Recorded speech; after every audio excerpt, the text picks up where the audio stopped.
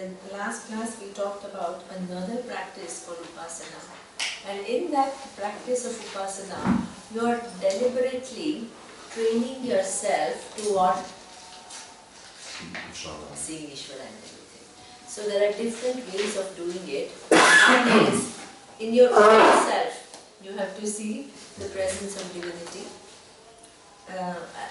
Sometimes what also happens is, if some of you have studied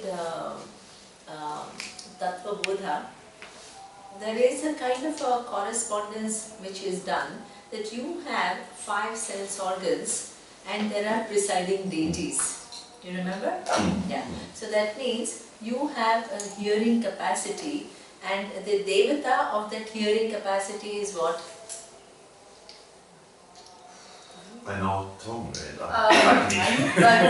No, Akasha, because the space. How is the correspondence? Because space has no attributes. Space doesn't have a form, space doesn't have a color, space doesn't have any of that. The only quality that you can attribute to space is what? Its capacity to carry the sounds. So that means the space has one attribute of carrying the sound, and if it carried the sound, but if you did not have ears, then what will happen? It's useless. So that means your ears, the presiding deity, so that means your ears are programmed to hear sounds, and the space also is what? Carrying, it also has the attribute of carrying the sound. They both have to come together. One cannot exist without, if the space carries the sound without your ears, it is useless. If your ears are able to hear the sound, but if the space doesn't carry the sound, then it is useless. So that is how also we show interdependence and correspondence in the universe. So this is how everything is connected to everything else, and there are presiding deities. Now, so that means you first see in your form that there is a presence of Ishvara, then in those deities which are serving that specific function, there also you see that function, and you also see what? Ishvara, which is all knowledge and all power. But so that means you see that function and you see what? All knowledge and all power, which makes that function what it is. Both have to be seen. You can't only see one, right? So that means that there are gradations and there are forms within forms within forms. You have to see all of them plus Ishvara. Not Ishvara I know, so therefore I don't need to pay attention to forms. That is not what makes knowledge knowledge. Yeah. Realities. Realities means neither you can ignore forms, nor you have to see forms as independent entities. Both. Reality means both. Yeah. So that was the practice. So now let us look at, this is what is done with reference to Rudra. Rudra, so I will read the next verse. It says, Eko hi Rudraha na dvitiyaya tatyurtham iman lokan ishataha ishanibihi pratyak jana teshtati sanyut antakale samsrujya vishwa bhuvanani gopaha. Okay, so now see, Rudra has to be seen as, there is a very famous Vedic chant which is called Rudra, and this is exactly what this chant does. So essentially, if you want to define what is Rudra, then that is what? Power of destruction, resolution, dissolving, transform. That dissolving gives rise to transformation. So that is how the force, it's got nothing to do, it is the force of the universe. And if it is the force of the universe, you have to what? Recognize it as such. If right now one moment has given, now it has come up, it has gone by the time I finish the sentence. It is a fact.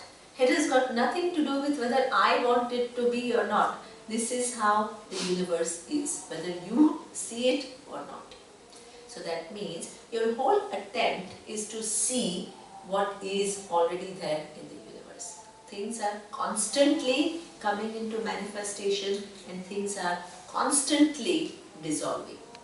Yeah? So that dissolving, so with the power of destruction or what we call or dissolution, what is our relationship? What happens?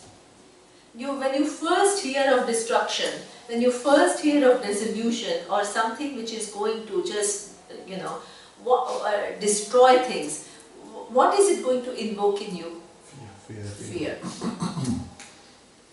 We are so afraid of the power of destruction, because that means we have what? Fear with reference to that force of the universe. Now, if you have fear with reference to the force of universe which is inevitable, then how are you going to live? Fearful. You can never give up your fear. So that means the only way is to what? And recognize that power, and you have to embrace it. You have to embrace that power of destruction. You can't isolate yourself, you can't block yourself. This is what the same thing we do with reference to our emotions.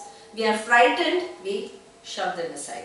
Power of destruction is exactly, we don't have proper healthy relationship with power of destruction. When you say embrace, what exactly do you mean? So now I will tell you what it means.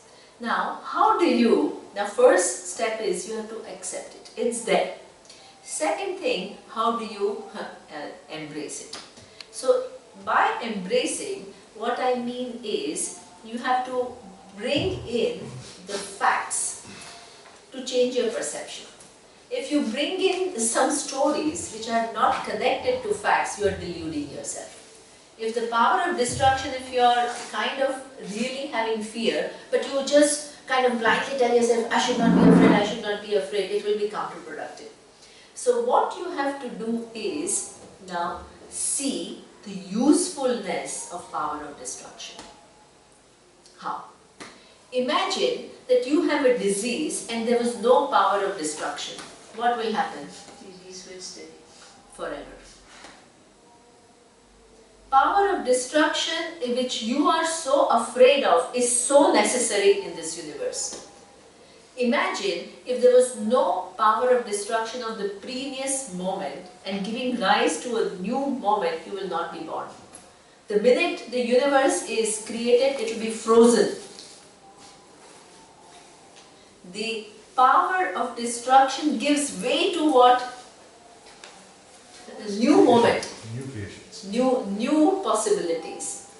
Now imagine once you are on this earth, first of all you could not have come to this earth because when the Big Bang happened, there was no possibility yesterday as you saw of a multicellular organism to survive. So as a result of so many changes, this possibility has come. So the changes means what? The previous moments got destroyed. So the earth came with mostly carbon dioxide.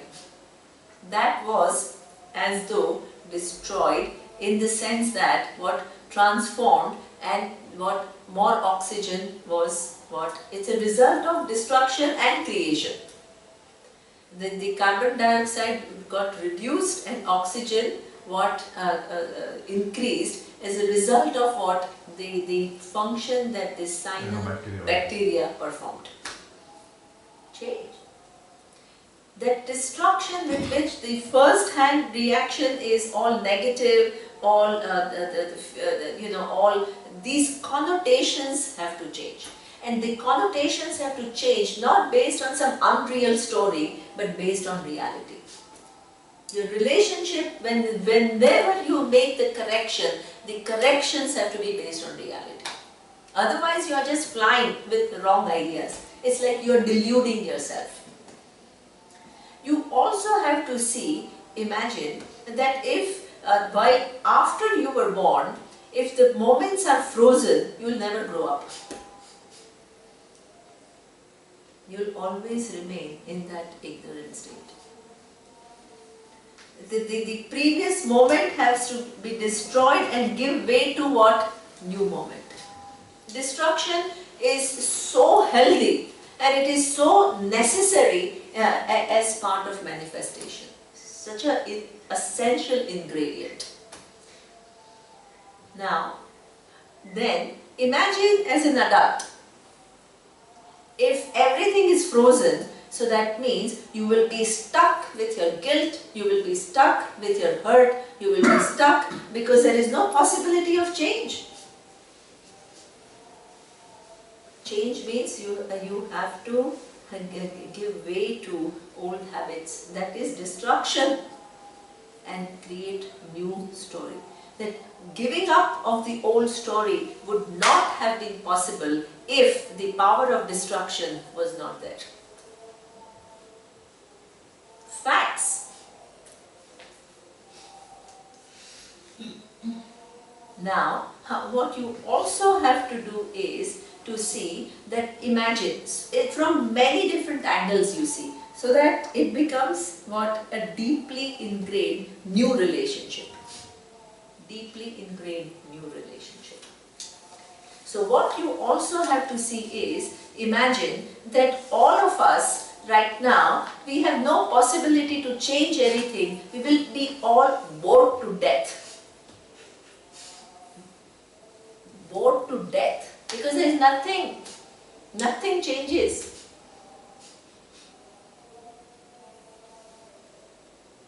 There is no scope for my creativity to come up with new things.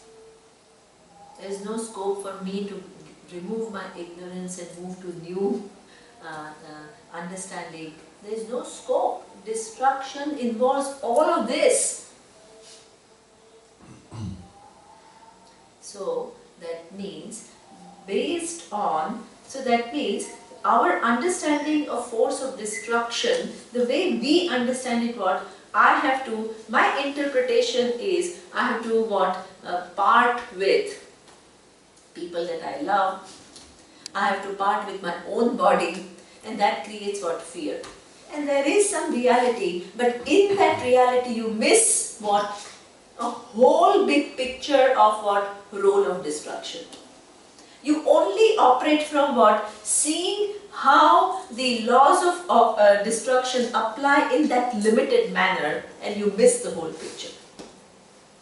What you then need to do is you need to include it all in order to change your relationship with the force of destruction. This is how you become a person who begins to see the realities. Your perspectives are broaden. You see the whole world in its totality and not from your narrow vision. You have to break free from your narrow vision. One has no choice. If you want to be alive to realities, you can't but do all these jobs. You can't say, I want to retain this and still understand limitless. No way. I want to still keep my little view and my narrow vision of forces of destruction, and then I want limitlessness. Not possible. Growth. Non-negotiable. Growth based on re-understanding everything based on facts. Based on facts. So, therefore, this is the change of your relationship with forces of destruction.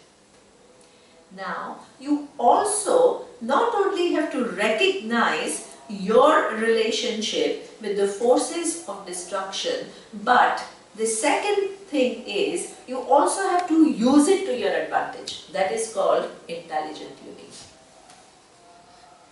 How do you do that? You can invoke the power of destruction, and you can tell that power of destruction to say, please take away my anger. That's a destruction, the anger that is there in me. the sadness which is there in me, the inadequacy which is there in me. Now, the first thing is what? You're changing your relationship. You're seeing the inevitability of powers of destruction and seeing it as a whole so that you have a healthy relationship. That's the first step. The second step is you're actively using it to help yourself. Conversions, corrections. And ultimately, you're even saying to that power of destruction, take away my ignorance. Total ignorance of all the confusion.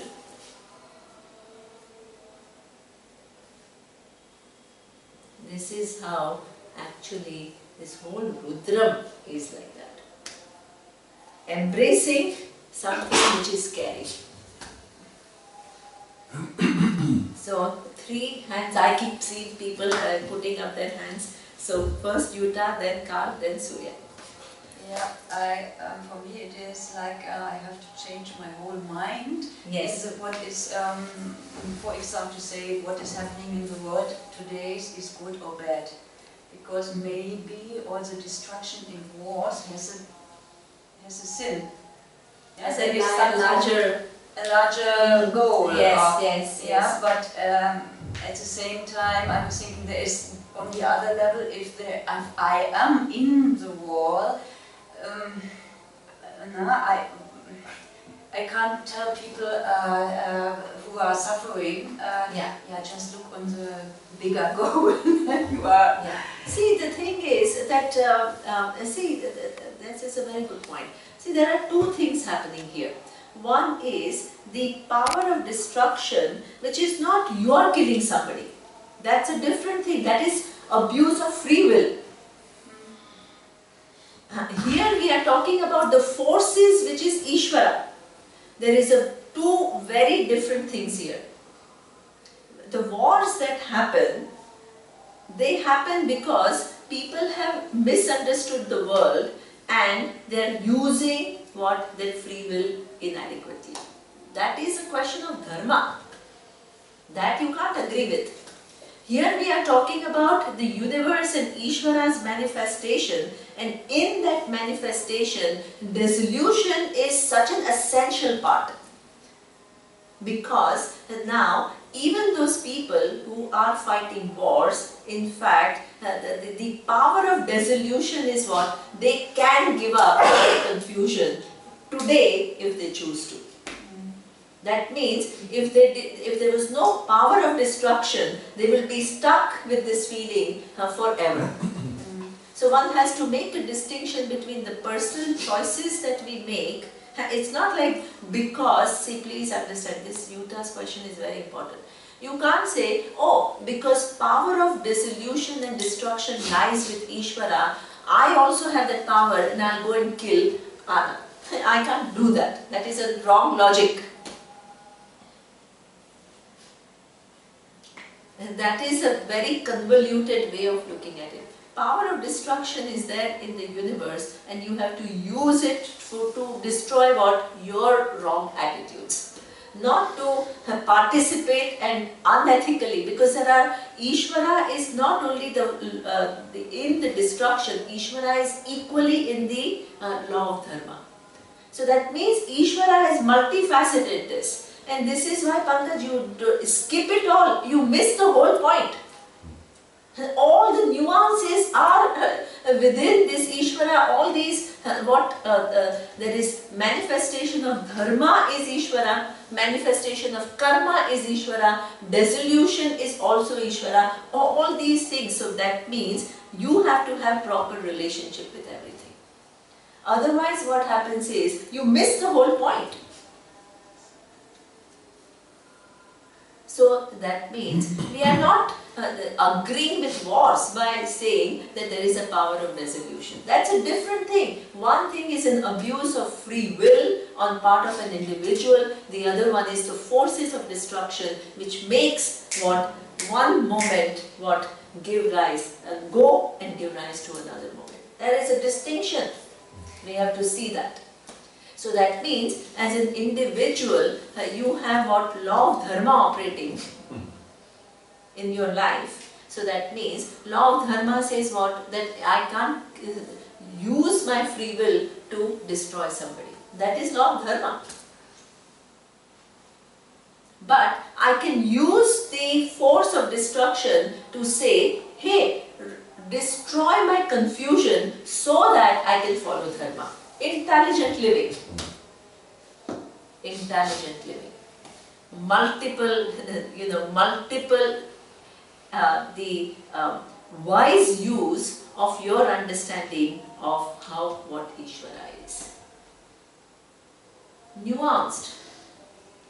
Otherwise, it's all a problem. We mix up so many things, we don't understand anything clearly. So that means we are subject to physical laws, we are subject to, it's not like one and then not the other. We are subject to physical laws, we are subject to biological laws, we are subject to psychological laws. So that means navigating your life intelligently means what? You have to take into account all the laws. And you need to what? And you are subject to laws of dharma and karma. And we are also subject to destruction. We are also subject to creation. We are also subject to some. So all of them are working. How to make use of each one of them intelligently is what we call maturity. Not to use things and mix it all up. Mixing it all up means you'll make a big mess. Is it clear or not? Yeah, but one point I would like to add. It's also for me it was more I can say okay, there is this force of destruction in forms of wars, for example. In form of wars in the world. Wars is not a creation of, see, that is a human created. War is not created by Ishvara, please understand. The wars are created by human beings acting. When you say the climate, this hurricanes and all, that is force of destruction. But even there, we can act in a way. So that means you can make something as what our choices sometimes create holes in ozone layer. That is a choice. So that means there is an interaction between you and environment, and Ishvara is what, based on how you have collapsed your free will, it changes the external surrounding also. So, but war is not a result of Ishvara's. War is a result of a human being's abuse of free will.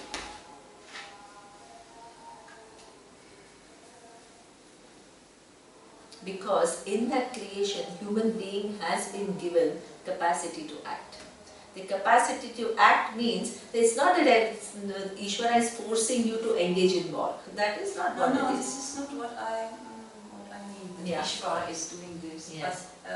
But if I think about destruction, I think about destruction in form of violence, for example. So that is an abuse of free will. So that's where what you have to invoke is law of dharma. So let there be what dharma, so that people don't abuse their free will. Violence is a result of abuse of dharma. And because of abuse of dharma, instead of enhancing the whole system, they create damage to the system.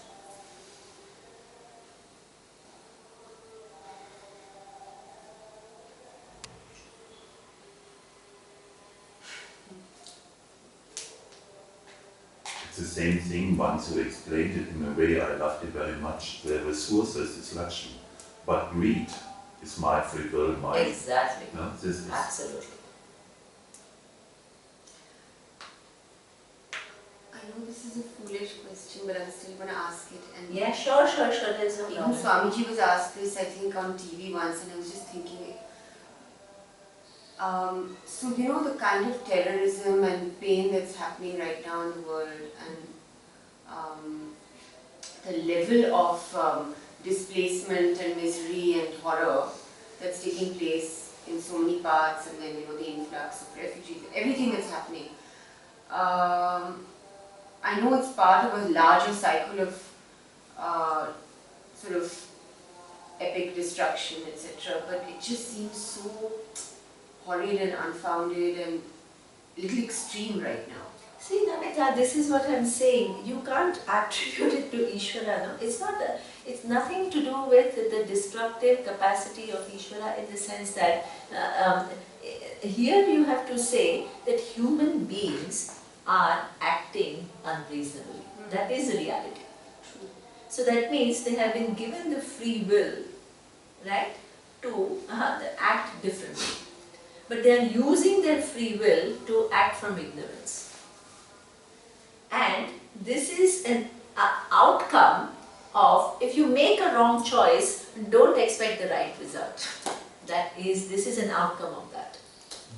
Actually, I think if I want to put across both the point, I think that being made is, considering you said destruction, you get the fear which you have, get over the fear.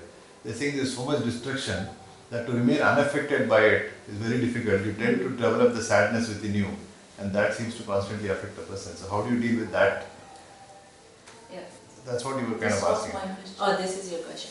Yeah, so that means, so that's where you have to distinguish. This is what I'm saying. One has to distinguish between the forces of destruction where there is nothing bad, and you have to distinguish between people abusing their free will and causing destruction. That is a very important distinction. Because if you mix it all up, there will be such a confusion. So that means with reference to people abusing their free will and causing destruction, you have to, you can't be indifferent to it. And you can't agree with it.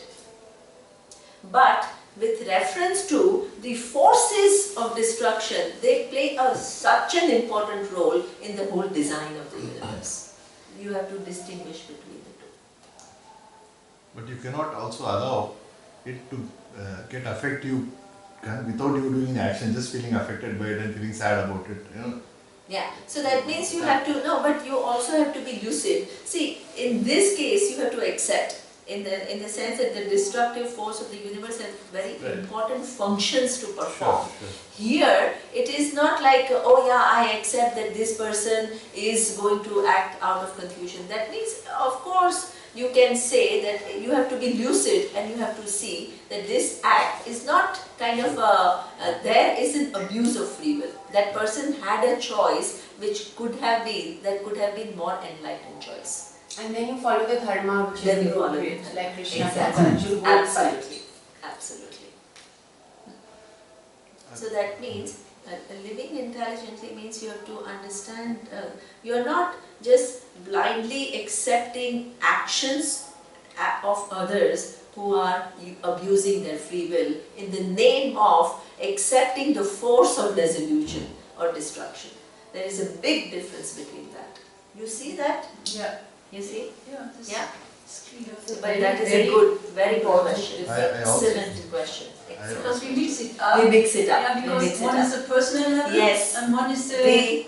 Absolutely. One very good question.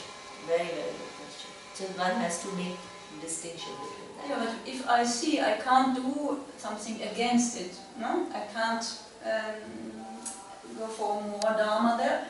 I have to accept it. Yeah, so that's true. See, that also is very true. That now imagine you don't agree with policy of X, Y and Z, who is in that country, who has some confusion and is acting out of confusion. So now you first have to, the first thing is, see, if you are if you are just a normal human being, then what will happen? You are just kind of going on complaining about this individual, and you may have a point. It's true that this person may be acting out of confusion, but you are carrying the load in you. So that means this is what you begin to carry the load for the actions that everybody else performs. So your mind is totally cluttered with others' loads. When they are so cluttered with others' loads, how much time are you going to have for yourself? So that means this is what a normal person does. That they have some understanding, they have some, but they are unnecessarily carrying the load. If you are a little bit more responsible human being, you can say you have to recognize. You can't just say, oh, let me not think about it and let me not take the load. You have to analyze that and you can say, I can't be agreeing with that. That is part of being intelligent, right? But then you need to think about, what can I do now? Tell me, can I do something constructive? Instead of just complaining and complaining and complaining and further loading myself, let me see if I can put my buddhi to some use in some little way that I can do something constructive. So I'm shifting from, not that I'm blinding myself to those problems, but I'm shifting from just complaint mode to what? Proactive mode. If I really believe in something, then I have to shift. That's a rational response. Now, there is a now imagine that there is a pseudo-spiritual person, and the pseudo-spiritual person will say, oh yeah, that person is just a kind of a puppet of Ishvara. It's just destroying, and the destruction is what? The force of Ishvara, and this person is acting it out, so there is no problem. That is delusion. That is a very big delusion.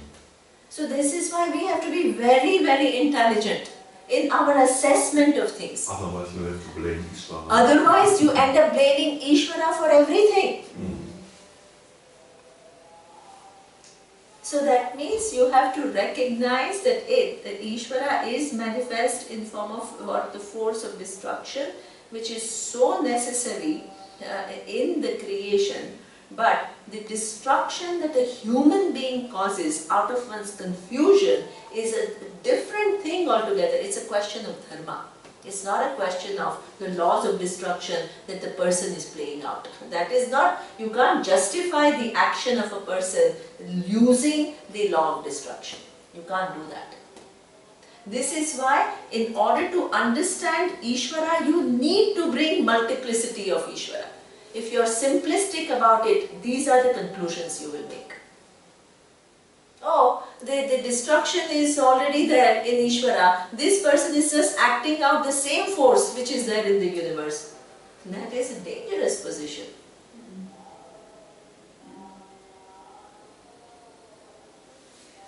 So this is why you have to, Vedanta means you have to be clever. You can't afford to just skip things. Skipping means you don't want to deal with realities. So when we say there is a continuous intelligence is manifesting and unmanifesting. So this unmanifesting is due to this law of destruction only. Yeah, exactly. Absolutely. The unmanifest is due to the law of destruction. Absolutely. Then there is a law of dharma where you have to act responsibly. So that means you can't mix up the two. The other point which in terms of saying that you look helpless in terms of the bigger issues which happen, Yeah. one of the ways, I think, way to look at it, like the cyanobacteria, is to say that every person I touch positively and get them to look at life better, you're potentially creating one impact in the down the line in a way which they would not do the wrong choice and make a right choice. So like each bacteria did one oxygen and finally it accumulated in the earth. So we do contribute, but if you don't look at it and look at that as helpless, you tend to get into a negative. But that's the thing. I think in fact what she's saying is a very important point, because if you can misuse this force of destruction to justify, first of all, not even recognize it as something which is wrong. So that means you use it to kind of justify saying that this puppet of Ishvara is a very, very dangerous idea. It's a dangerous idea. And on the other hand, it's also, I had often the experience in Germany, in my people really say, how can you sit here in a cafe and smile if on the other side of the world children are dying for hunger? Yeah, this is all assuming responsibilities. This is what I'm saying. See, here, one thing that you have to realize, that you are not responsible for the whole world. right? The world was running very well before you arrived on this earth. And it is also going to run very well after you leave this earth. So the burden of making the world run does not lie on you. That is something so important. But while you are here, you are given the buddhi to recognize the design in which you have come and make some choices which will enhance the design. So neither you carry the burden nor you are passive, saying that, oh, design is doing the thing, so therefore why should I do anything? So neither you over-assume the responsibility nor you become passive. This is intelligent living. So that means you have to also do, because the design also gives you the free will. And the design also gives you free will to make right choices. And in that making the choice, it also gives you the capacity to influence the whole design in return. That is an ingenious creation. Ingenious. And you have to understand the creation, your buddhi has to capture the ingeniousness of this creation. Because otherwise you miss it, you see it from your little thing which is so impartial and it is so inadequate. And all your choices are based on that little opinions that you have made, which are so misinformed. And so much mix-up, so much confusion, levels of confusion, it's all a mess. So this is how it is. My question was, it looks for me like this procedure you have told us just, looks like for me the procedure, same procedure with emotions, with thoughts. Yes. Now, it means yes. I don't on one side deny, I accept. Not everything, I don't labeling Wulang as negative. I see the helpful side and not all, and I bring from this side my understanding. I have to make some corrections. It's always the same. It's always the same. Same method. Yes, the Very same good. method. Same method. Yeah. Because you know what? At every level we haven't understood. Yeah. Whether it is our emotion, we haven't understood. Our entity, the individuality, we haven't understood. The objects in this universe, we haven't understood properly. The forces of the nature and our relationship with, we haven't understood properly. The presence of Ishvara, we haven't understood. So that means we have to use the same method and to this come means to. intelligent living. That is Yes. called intelligent living. Yes. Wonderful. Wonderful. So that means in every perception of mine there is some error. And in that I am constantly correcting that error and aligning it to the reality. Yeah. Whether it is my relationship with myself, whether it is my relationship with my emotions, whether it is my relationship with my interaction with somebody else and what feeling it brought for me, whether it is my interaction with reference to the belief system that I have about the world, all of them require corrections. And in all of that, you have to see that whenever I had that, I was helpless. That is, I have to accept instead of trying to deny it. That is what Surya was saying, right? Having accepted it, you have to also see the distortions, right? And then you have to say that I was somehow helpless at that time, given my confusion. But now So now, exactly, excellent. Exactly. And then you have to free yourself from you accept, but at the same time free yourself from the guilt. And then it's not just, oh, now there is no guilt and I'm going to continue to be operating from what? Confusion and continue to say it's all in order. That is not how you use it, right? You say that now I also have what? Capacity to remove my confusion. And I use that capacity to remove my confusion, do the correction, move to a more what? Evolved standpoint. And sometimes, in spite of my effort, there is what? Some past which keeps me from what? Moving and shifting to that next standpoint. I ask for help in form of a prayer. All this has to be done. And it's been at multiple levels. Wonderful. This is how you prepare yourself for knowledge.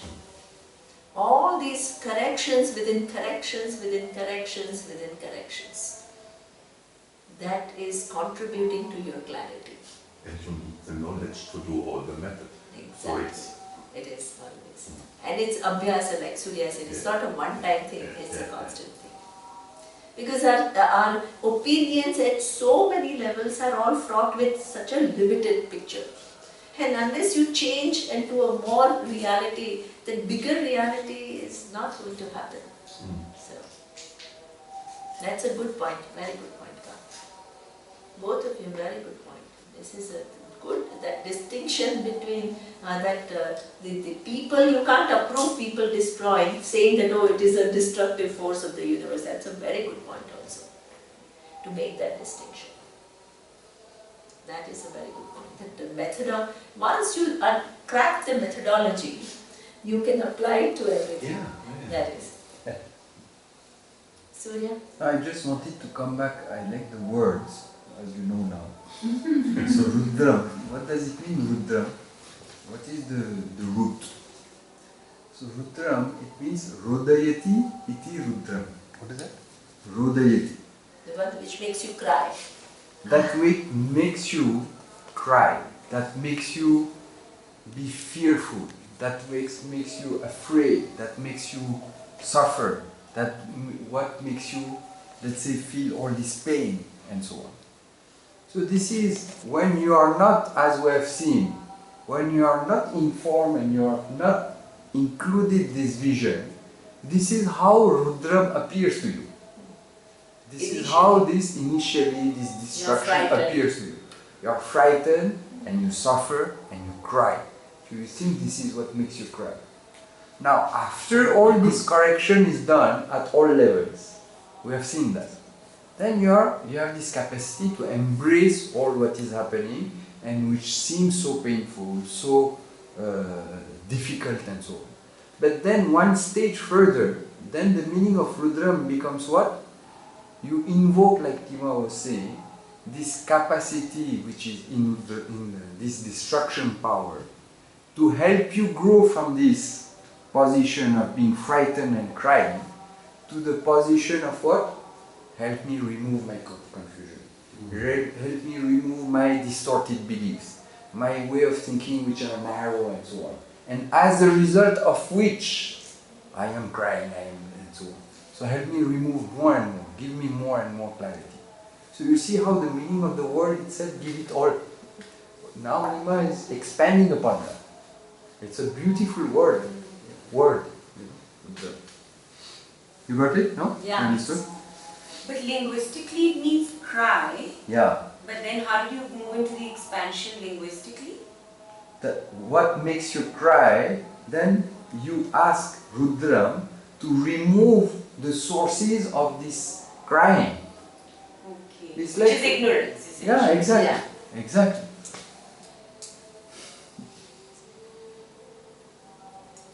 So that means with the position of ignorance, it will make you cry. But that same power of destruction you invoke to remove your ignorance, so that you embrace it in its totality and free yourself from it. This is why Rudram is considered, our teacher used to say, you know, the minute you come to Brahma Vidya, it is you are encashing the highest punya that you have. Because the highest gain, can there be a higher gain than limitlessness? No. So that means you come with this basket of punya and you are what? Expanding it. Expanding it in something which is the most valuable. Now, each individual also not only comes with basket of punya, but also comes with what? Basket of papa. So, two baskets. Now, how come duality? Is it now we'll ask? This is all part of one Ishvara.